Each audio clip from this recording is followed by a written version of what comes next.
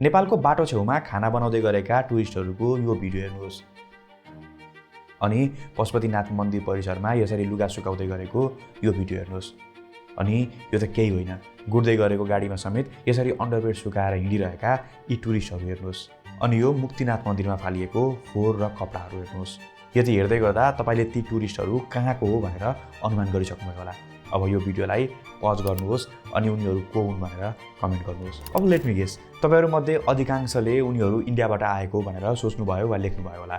हुन पनि अहिले इन्डियन टुरिस्टहरूको यस्तो भिडियोहरू एकदमै धेरै आइरहेको छ, जसमा कतै जहाँ पायो त्यही गाडी पार्क गरेको, कतै बसहरूको आवाज ठुलो भयो भनेर बन्द गर्न लगाएको, क्या कर रहा है गाड़ी हट बहुत डिस्टर्ब हो रहा है के बस पाके कतै फालेको फोहोर टिप्न लगाएको देखिन्छ। साफ करो, आप पूरा साफ करो, पूरा का पूरा साफ करो।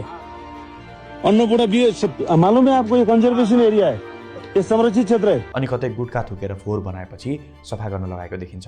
इंडिया नहीं है भाई, ये नेपाल है, गंदा मत कर रहा है। पानी डालो उधर, पानी डालो जल्दी। अनि नेपालीले मात्र होइन, इन्डियनहरूले नै पनि यस्तो भिडियो बनाएर इन्डियनहरूको सिभिक सेन्सको कुरा उठाइरहेका छन्। सामने में आप देखिए तो पेट टॉयलेट है, आप पेशाब कर रहे हैं, बोलिए तो ऐसा करके तो आप लोग दार्जिलिंग को बदनाम करते हैं लोग। बताइए काय गिरा रहा है यहाँ पे जी? काय गिरा रहा है यहाँ पे? ये गिराने का जगह है। अनि युरोपमा फोहोर फाल्दै गरेका भारतीय युवाहरूलाई यहाँको स्थानीयले गाली गरेको सुनिन्छ।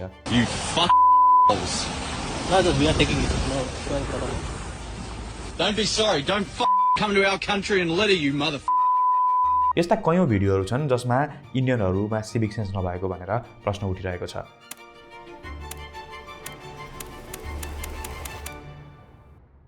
कति भिडियोहरूमा त हामी नेपालीले पनि उनीहरूलाई सिभिक सेन्स सिकाइरहेको पनि देखिन्छ। फैला दिया तो क्या हो गया ये कपड़ा सुखाने का नहीं है।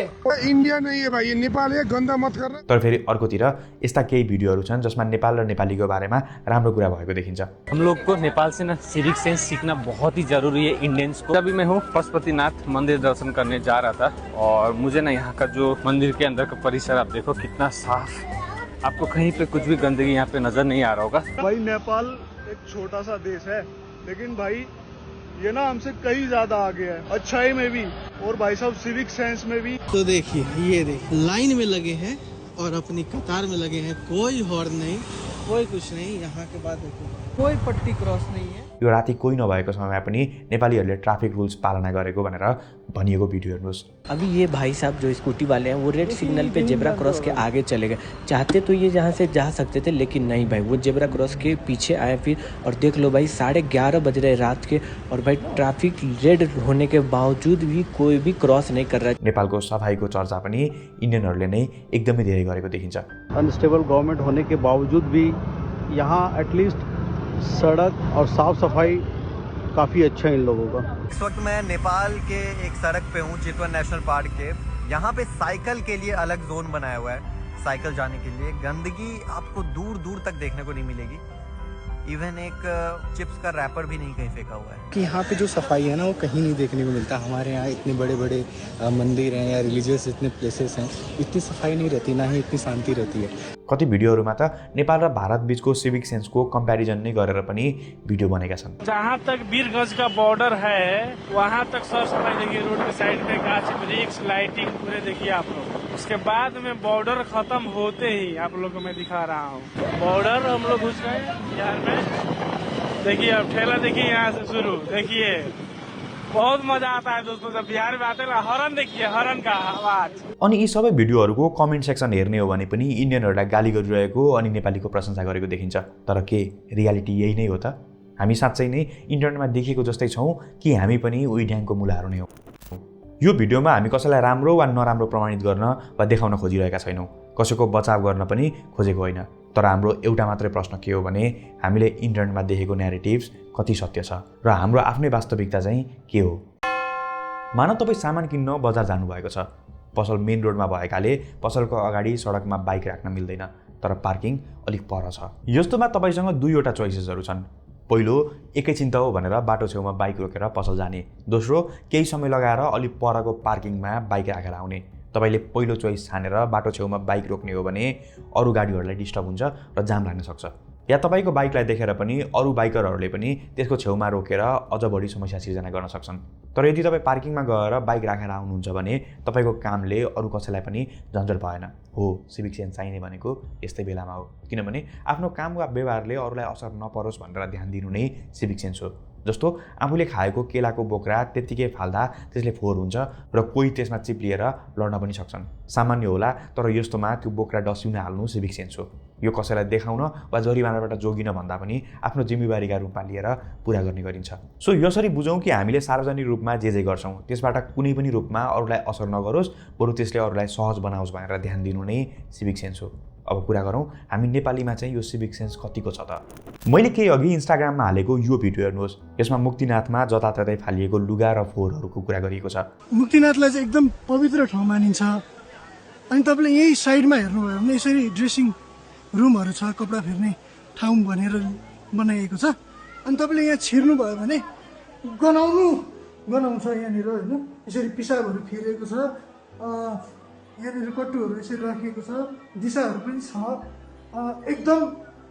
एकदम यहाँ छिर्ने अवस्था नै छैन यहाँनिर। यसमा कमेन्ट बक्समा धेरैले इन्डियनहरूले यस्तो गरेको र उनीहरूलाई ब्यान लगाउनुपर्छ भनेर समेत कमेन्ट लेखेका छन्। तर यो भिडियो खिच्ने हाम्रो टिमका रिन्चेनको कुरा सुन्नुहोस्, उनले त्यहाँ देखेको वास्तविकता फरक थियो। त्यहाँ मैले चाहिँ फोहोर देखेको कुरामा चाहिँ इन्डियन टुरिस्टहरूले मात्रै गरेका छन् भन्ने कुरा चाहिँ कदापि होइन, मैले त्यस्तो देखिनँ। त्यहाँनिर नेपालीहरू पनि हुनुहुन्थ्यो जसले चाहिँ फोहोरहरू फ्याँकिराख्नु भएको थियो। अब होइन, मुक्तिनाथ त इन्डियनहरू नै बढी जान्छन्, उनीहरूले नै फोहोर पारेका हुन् भनेर भन्नुहुन्छ भने पनि यो तस्बिरहरू हेर्नुहोस्। अझ यो केही वर्ष अघि मैले पोस्ट गरेको तस्बिर हेर्नुहोस् जसमा छठ पूजा पछिको नहरको अवस्था देखिन्छ। यो कसले फालेको होला। अब यो अर्को भिडियो हेर्नुहोस् जसमा इन्डियन नम्बर प्लेटको मोटर बाइक र इन्डियन नम्बर प्लेटकै कारलाई सडक छेउमा पार्क गरेर राखेको देखिन्छ, जसमा इन्डियनहरूले यसरी गाडी पार्क गर्छन् भनेर विरोध गरिएको छ। फुड ट्र्याकमा राखिदिन्छन्, फुड ट्र्याक चढाइदिन्छन् गाडी, होइन के गर्ने होला।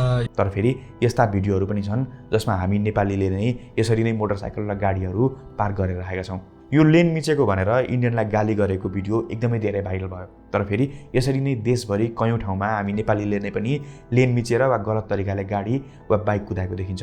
खासमा हामीलाई अरूको गल्ती देखाउन सजिलो छ, तर अरूको गल्ती देखाएर मात्र आफू राम्रो हुँदैनौँ। सिभिक सेन्सको समस्या हामीमा पनि छ। हाम्रो सहरहरू, बागमती जस्ता देशभरिका नदीहरू अरू कोही आएर होइन, हामी आफैले नै फोहोर बनाएका हौँ। हाम्रो खोलाको अवस्था, सडक छेउमा थुपारिएको यस्ता फोहोर अनि अस्पतालदेखि सार्वजनिक स्थानमा देखिने अव्यवस्थित भिडहरूले हाम्रो वास्तविकता अनि हामीभित्र भएको सिभिक सेन्सलाई देखाइसकेको छ।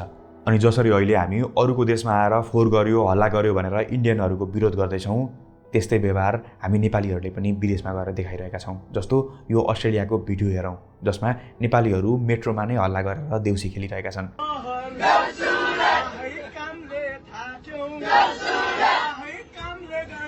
अनि त्यहाँ नै नेपालीहरूले कार्यक्रम गरेर पार्क फोहोर बनाएपछि आएको यो समाचार हेर्नुहोस्। जापानमा त केही नेपालीहरूले फोहोर गरेपछि नेपाली भाषामै सूचना निकालिएको थियो। अनि यो खबर पनि जापानकै हो, जहाँ टिकटक बनाउनको लागि 3 नेपालीले यसरी फलफुलको हाँगा नै भाँचिरहेका छन्। मनोविज्ञानमा एउटा कुरा हुन्छ, हामी आफ्नो मानिसको गल्तीलाई एकजना खराब मानिस भनेर हेर्छौँ, तर अरू समूहका मानिसहरूको गल्तीलाई भने उनीहरूको समाज नै यस्तो छ भनेर हेर्ने गर्छौँ। यसलाई सोसियल साइकोलोजीमा आउटग्रुप होमोजेनिटी बायस भनिन्छ।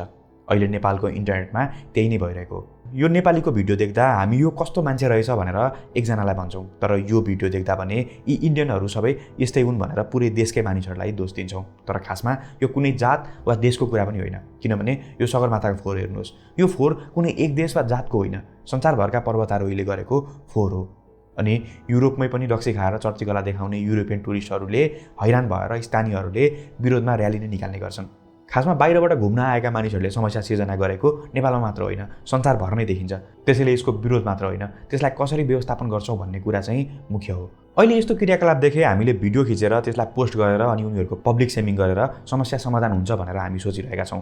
तर के पब्लिक सेमिङले समस्या समाधान हुन्छ त? हुन त केही हदसम्म यसले समस्या समाधान होला जस्तो देखिन्छ, तर अध्ययनहरूले भने फरक अवस्था देखाउँछ। यसले तत्काललाई समस्या समाधान गरेको देखिए पनि साइकोलोजिकल रिसर्चहरूले यो लामो समयसम्म नटिक्ने देखाउँछ। मतलब यसले मानिसहरूको व्यवहारमा वास्तविक परिवर्तन भने आउँदैन, बरु उनीहरूलाई झन् थेत्तरो बनाइदिन्छ। तर अहिले हामीहरू यस्तो कुनै कुरा देख्छौँ भने त्यसो नगर्नु भनेर अनुरोध गर्नु वा सम्झाउनुको साटो क्यामेरा निकालेर पब्लिक सेमिङ गर्दै भिडियोहरू बनाएर हालिरहेका छौँ। अनि यस्तो भिडियोले रेज बेटिङ गरी लाइक, भ्युज र इङ्गेजमेन्टहरू दिइरहेको छ, जसले गर्दा यो ट्रेन्डकै रूपमा अगाडि बढिरहेको छ। तर यसले अर्कोतिर अस भर्सेस देमको न्यारेटिभ बनाएर विभाजन ल्याइरहेको छ, जुन एकदमै खतरनाक हुन्छ। जस्तो यो भिडियो हेर्नुहोस्, यसमा इन्डियन नम्बर प्लेट भएको बाइकर्समाथि कुटपिट भइरहेको देखिन्छ। अनि यसमा पनि कसैले पुरै देशलाई नै जोडेर गाली गर्दैछन्। हामीले सिभिक सेन्स सिकाउने बाहनामा आफ्नै सिभिक सेन्स बिर्सिएर कानुन उल्लङ्घन गरिरहेका छौँ।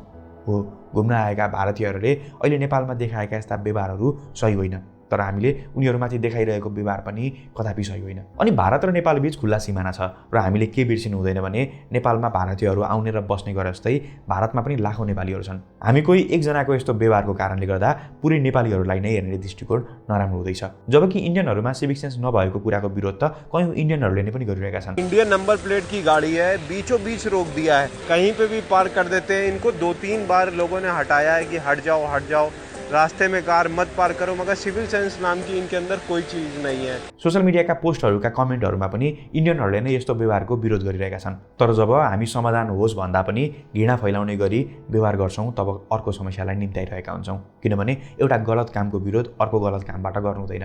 यसलाई घृणा फैलाउने रूपमा भन्दा पनि समाधान होस् भनेर आवाज उठाउनुपर्छ। जस्तो लेखक रमेश सायनले सेयर गरेको यो पोस्ट हेर्नुहोस्। यसमा उनले भारतका धार्मिक पर्यटकहरूलाई नेपाल प्रवेश गर्ने बेलामा नै नेपालमा के गर्नुहुन्छ के गर्नु हुँदैन भनेर सचेतना गराउनुपर्छ भनेर लेखेका छन्। सुन्दा सामान्य लाग्ला, तर सोच्नुहोस्, यदि यसरी नेपाल प्रवेश गर्ने नाकाहरूमा हरेक गाडीलाई 5 मिनट मात्र समय दिएर पनि यसरी सचेत गराउने हो भने कति धेरै फरक पर्छ होला। यस्तै संस्कृति, पर्यटन तथा नागरिक उड्डयन मन्त्रालयले पनि केही अघि यो पोस्ट सेयर गरेको थियो, जसमा पनि अहिले समस्या भएको कुरा स्वीकार गरेर त्यसको समाधान गर्न पर्यटकहरूको लागि आवश्यक पर्ने पूर्वाधार व्यवस्थापन गर्ने कुरा गरिएको छ। अब स्थानीय तहसँग समन्वय गरी प्रदेश सरकारले तीर्थयात्रीहरूका लागि निश्चित स्थान तोक्नेछ, साथै त्यहाँ शुल्क सहित आवश्यक सेवा सुविधा समेत उपलब्ध गराइनेछ। हुन पनि भारतबाट नेपाल आउने पर्यटकहरू सबै घुम्न आउने पर्यटक मात्र हुँदैनन्। पशुपतिनाथ, मुक्तिनाथ जस्ता मन्दिरहरूको दर्शन गर्ने गरिब तीर्थालुहरू पनि नेपाल आउँछन्, जोसँग खर्च र पैसा सीमित हुन्छ। यो बाध्यतालाई बुझेर उनीहरूको सुविधा र सहजतामा पनि हामीले ध्यान दिन सक्नुपर्छ। जबसम्म उनीहरूको यात्रा क्षेत्रमा शौचालय, धर्मशाला लगायतका सुविधाहरू बन्दैनन् र सबैको पहुँचमा पुग्दैन, तबसम्म यस्ता समस्या दोहोरी नै रहनेछ। अनि अहिले खास गरी भारतीय पर्यटकहरूले सडक किनारमा खाना बनाएको, फोहोर फालेको, ट्राफिक नियम पालना नगरेको जस्ता कुराहरू बढी आएका छन्। यीमध्ये अधिकांश कुराहरू सही व्यवस्थापनबाट समाधान हुन्छ, अनि कति त जानकारी मात्र गराउँदा पनि रोकिन सक्छ। त्यसैले नै उनीहरूप्रति घृणा फैलाउनु वा पब्लिक सेमिङ गर्नु सही होइन। किनभने भारतमा देखिएको जस्तै यस्ता फोहोरहरूको थुप्रोहरू हाम्रो पनि वास्तविकता हो। लाइनमा नबस्ने तर सोर्स लगाएर हुन्छ कि पालो मिचेर हुन्छ अगाडि काम गराउनु पर्ने बानी हामीमा पनि छ। आफ्नो घर सफा चाहिने तर सार्वजनिक स्थान फोहोर पार्न दोहोऱ्याएर नसोच्ने हामी पनि गर्छौँ। त्यसैले यदि कुनै भारतीयले नेपालमा आएर फोहोर गरेको देख्दा हामीलाई रिस उठ्छ भने हामी आफैले पनि हाम्रो वरिपरि फोहोर गर्नु भएन।